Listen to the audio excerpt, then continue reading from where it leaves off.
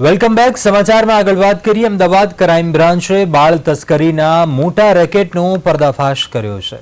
આ મામલે મુખ્ય આરોપી યુનુસને ઝડપી લેવાયો છે. 15 દિવસના નવજાત બાળકને હૈદરાબાદ વેચવાની તૈયારી કરી હતી અને આ દરમિયાન કાર્યવાહી કરાઈ. આ પહેલા ક્રાઇમ બ્રાન્ચે આ કેસમાં 3 આરોપીઓને ઝડપી લીધા હતા અને હવે બનાસકાંઠા એસઓજી પોલીસની મદદથી મુખ્ય આરોપી યુનુસને ઝડપી પડાયો છે. યુનુસ મૂળ બનાસકાંઠા જિલ્લાનો રહેવાસી છે અને તેનો અગાઉ કાલુપુર પોલીસ સ્ટેશનમાં ગુનાહિત ઇતિહાસ પણ નોંધાયેલો છે. યુનુસની પૂછપરછ દરમિયાન ગોવિંદભાઈ નામના વ્યક્તિનું નામ સામે આવ્યું છે, જે બાળક યુનુસને ક્યાંથી લાવવામાં આવ્યું તે બાબતમાં સંડોવાયેલો હોવાની આશંકા છે અને તપાસમાં સામે આવ્યું કે યુનુસે હિંમતનગરમાંથી બાળક મેળવ્યું હતું. આ ગુનાના કામ માટે 2 લાખ રૂપિયાનો ચેક મળ્યા હોવાનું પણ સામે આવ્યું છે. રોશન નામનો વ્યક્તિ હૈદરાબાદના નાગરાજને બાળક આપવાનો હતો અને 4 આરોપીઓ છેલ્લા 1 વર્ષથી એકબીજાના સંપર્કમાં હોવાનું ખુલ્યું છે.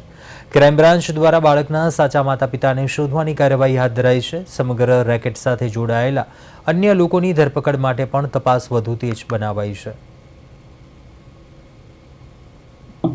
એક 15 દિવસના નવજાત બાળકને 3 આરોપીઓ સાથે ઝડપી પાડેલ.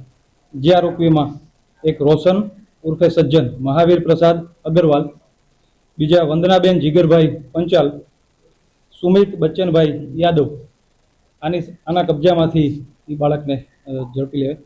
આ આરોપીઓ હાલ તપાસ ઉપર હતા, જેની તપાસ દરમિયાન આ બાળક કોના પાસેથી લાવેલ એ તપાસમાં નવા ખુલાસા થયેલા, જેમાં બનાસકાંઠાનો યુનુસ ઇમામ ખાન નૂર ખાન સિંધીની સંડોવણી ધ્યાને આવેલ. જે યુનુસને બનાસકાંઠા એસઓજી પોલીસની મદદથી ક્રાઇમ બ્રાન્ચે ઝડપી પાડેલ છે, જે હાલ જેની તપાસ ચાલુ છે.